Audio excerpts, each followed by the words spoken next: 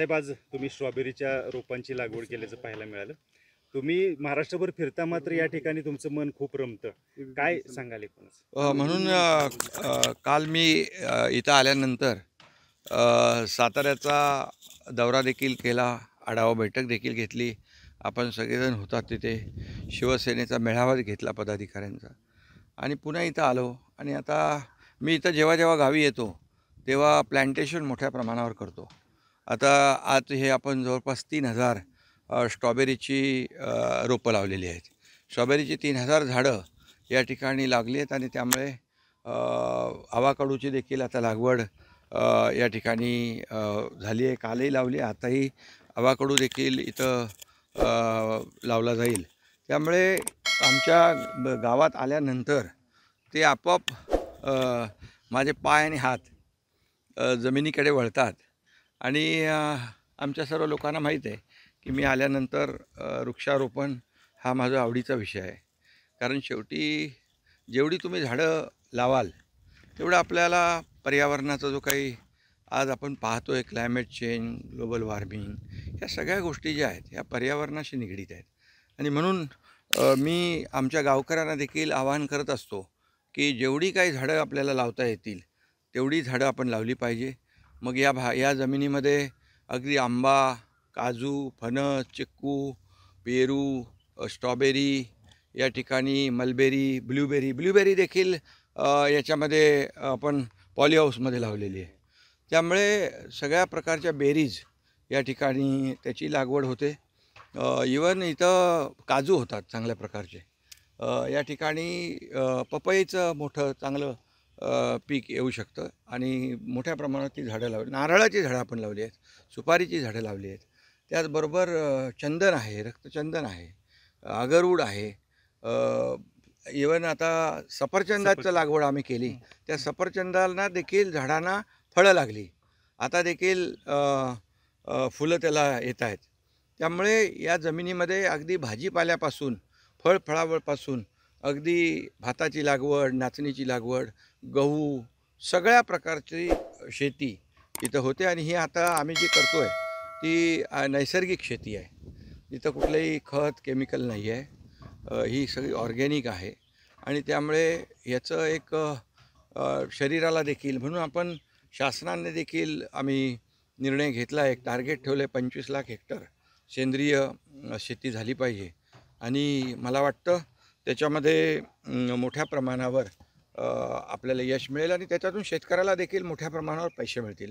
बांबूची लागवड आपण मोठ्या प्रमाणात, काल मी आढावा घेतला जिल्हाधिकाऱ्यांकडून, तर जवळपास 9000 हेक्टरच्या शेतकऱ्यांनी कन्सेंट दिलेले आहेत आणि बांबूची लागवड देखील मोठ्या प्रमाणावर होते. आता बांबूला आम्ही उद्योगाचा दर्जा दिलेला आहे कालच्याच कॅबिनेटमध्ये.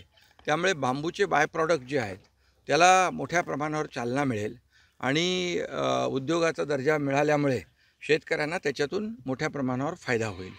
आणि म्हणूनच ही नैसर्गिक शेतीकडे शेतकऱ्यानं वळलं पाहिजे. आणि त्याचाच आता पुढचं जे काही काळाची गरज आहे आणि समाजाची गरज आहे नैसर्गिक शेती. आणि त्यामुळे इथं मी तो नैसर्गिक शेतीचा प्रयोग या ठिकाणी करतो आहे. आमचा श्रीकांत खासदार तो देखील इकडे आला की हे सगळं जे काही मोठ्या प्रमाणावर वृक्षारोपण केलं आहे, झाडं लावलेली आहेत, याला त्याने खूप याच्यामागे त्याची मेहनत आहे. साहेब, तुमचं एक दरवेळी आता तुम्ही जी फळ लागवड करताय त्याच्यावर प्रक्रिया करण्याचं सुद्धा तुम्ही मगाशी बोलल्याप्रमाणे त्या ज्या फळं आहेत त्याच्यावर प्रक्रिया करून त्याचे उत्पादन सुद्धा इथं घेण्याचं तुमच्या डोक्यात असं ते मी काही लोकांशी चर्चा केली आहे. कारण शेवटी कसं इथून जे काही फळं आहेत किंवा शेतीचा माल आहे, जे शेतकरी पिकवून त्याला बाजारपेठेत पुणे, मुंबईकडे नेत असताना त्याचं ट्रान्सपोर्टेशन त्याला परवडत नाही आणि त्यामुळे तो त्या शेतीकडे वळत नाही. आणि म्हणून जर का इथंच फिनिश प्रॉडक्ट केलं आपण, इथं त्याच्यावर प्रक्रिया केली तर व्हॅल्यू ॲडिशन होईल आणि शेतकऱ्यांना मोठ्या प्रमाणावर पैसे मिळतील. त्यामुळे शेतकरी त्या कडे वळेल. आणि म्हणून एक संकल्पना आम्ही केलेली आहे, गटशेती. शेतीचं क्लस्टर करायचं.